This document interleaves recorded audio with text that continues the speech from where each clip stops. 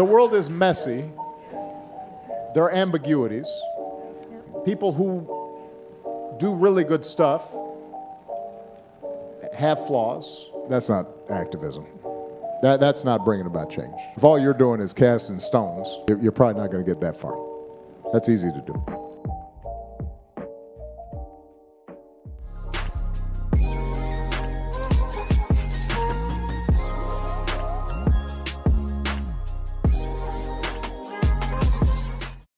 Hi, my name is Tori. Welcome to Commentary, where I talk even when no one is listening. We'll be dissecting cancel culture. So disclaimer, people that I mention in this video as examples, I am not fans of them. I don't condone their behaviors, and I 100% believe in accountability for one's action. Using these people as examples in the video to dissect what cancel culture actually is. Cancel culture is defined as the phenomenon or practice of publicly rejecting, boycotting, I like the word boycotting, or ending support for a particular group. Urban Dictionary, cancel culture is a terrible toxic habit of the internet where misinformed people who only know part of the story often attack innocent groups of people. Alright, so in simple terms, cancel culture is where the majority, they call this like cancel culture similar to the mob mentality, where a group of persons like you and me, normal people or whoever, decide that they're going to cancel the basis of accusations. If you did type back then say, oh my gosh, I actually hate mangoes, like apples are the superior fruit, you are cancelled if I don't like apples. Example, you have Shane Dawson for, do I need explain this? You have Sia, James Charles, we not have explain that neither. Ellen DeGeneres. So we're going to be looking at whether or not cancel culture has a good side, has a bad side, what is happening here. And sometimes cancel culture can be the thing where it exposes who a person actually is. Well, it depends. So no one in total should be excused from the actions that they do. And I myself believe that if I even do some awful things, I should be responsible for my actions. So one good thing I guess I can take out of cancel culture is the fact that it exposes or helps to highlight the people in our society that seem to be problematic, because it is sometimes when these allegations, which turn out to be true, actually come out, that I be like, hold on, Jimmy is actually batshit crazy. To be honest, like that's literally how I know sometimes. I think that cancel culture is not real, and I hear so with you for each first before we start go off a tangent about things. And yeah, why cancel culture does not work. It's merely a figment of the imagination. It's obvious that you cannot yeet people out of existence, and this is one of the main reasons as to why cancel culture may not work. I strongly believe that you should hold persons accountable for the inexcusable actions that they commit.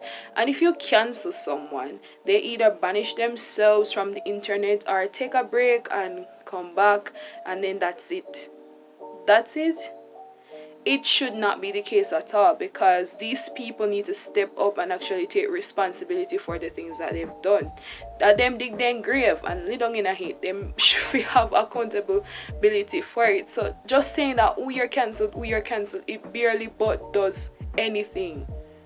Push accountability, push taking responsibility. Like that's why I think that cancel culture is such an imaginative thing, because if you're gonna be like, oh, he's cancelled based on what the allegations say, person leave the internet and come back and then nobody no remember anything.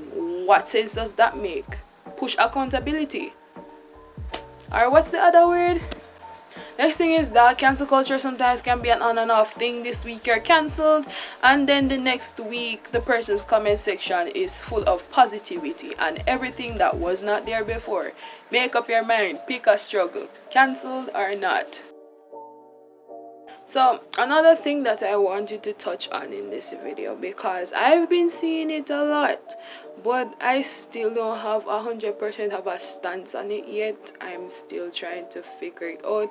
But as for now, I think this will be my opinion, and my opinion might change right after this video. So I'll update y'all if I change my mind by the time this video goes up. But let's see what's happening. So can one truly separate the art from the artist? So sadly enough, we're going to be using R. Kelly as an example. Yeah, let me just break the ice 1 minute. It depends on what the person has done, but please do not say R. Kelly is cancelled. For some reason, persons don't want to separate themselves from R. Kelly's music, and I believe that we all have to rely on something, get inspired by something to get by, and because we rely on it so much, we can't really separate ourselves from it. So, but at one point in our lives, we just have to get rid of that, let things go. So you're going to separate him as a person, you don't condone his actions, but you're still going to like listen to his music. I think that listening to his music will just rotate back in the circle of you supporting the person. So which one is it? The artist or the art? I don't think that you can truly separate the art from the artist, because one way or another, you are still putting food on their plates, you're still supporting them in a way, although you don't verbally say it. The fact that you're supporting their music, leave a comment down below. Do you think that one can truly separate the art from the artist? We're not perfect, and at a point where we are at the lowest of the low, and it's because we're human. Honestly, people grow, therefore it allows change, and let's be honest, all of us should be cancelled at one point. Yeah, if cancel culture is to run the way that it is running, all of us are cancelled. But how do you truly know if one has changed from who they used to be? I think that you will see the change in their present actions. Are the things of their past still a staple that they keep up with? Are those behaviors still upstanding or still present in this person? It's that simple. An apology without intention isn't change. Giving back and owning up, or especially accepting the fact that you were this type of person in the past, can be examples of how we can truly accept ourselves and accept the situation that we put ourselves in. But on the other hand, we need to be careful of the things that we think are detrimental. What kind of jokes, what kind of this, what kind of that we can make, what kind of things can we speak about people, right? Right. So on another hand, we will self have a duty to ensure that we're not treating people. Try to treat people in the best way that we can. To not avoid cancel culture, but to be a better person.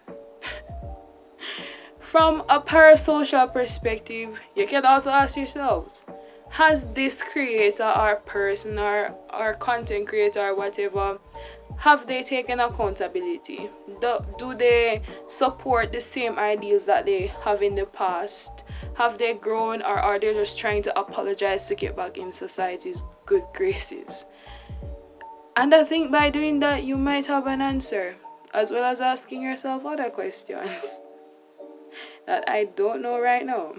So my final opinion on this whole take is cancel culture.